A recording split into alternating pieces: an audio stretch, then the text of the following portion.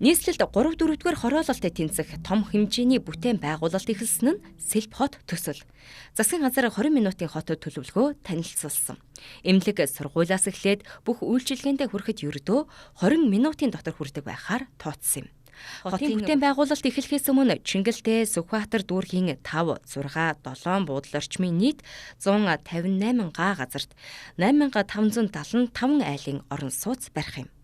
2025 оны 3 дугаар сарын 1-нд эхний ээлжийн 3818 айлын орон сууц барих тендер зарлагдаж 5 дугаар сарын 29-ний өдөр бүтээн байгуулалт эхэллээ. Барилгын ажил хурдцтай явагдаж 9-р сар гэхэд 67 блок орон сууц барих ажил эхэлсэн юм. Монголчууд зүүнл барилга барих боломжтой гэж боддог. Тэгвэл хүйтэндч барилга барих боломжтой гэдгийг харуулсан битүүмжлэх технологиор барилгын ажлыг тасралтгүй гүйцэтгэж байна. Сэлб хот төслийн эхний ээлжийн 3818 айлын орон сууцны барилга 2027 он гэхэд бэлэн болж айлуудаа хүлээн авна. Сэлб хот бүрэн дуусахад 40-50 мянган хүн амьдрна.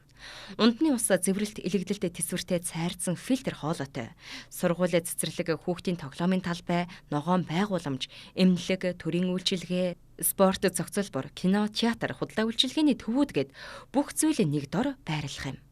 Сэлб хот бий болсноор агаарын бохирдол 22%, автоцамын төвчрөл 36%-аар буурч 15 мянган яндан, 12 мянган нүхэн жорлон байхгүй болох юм.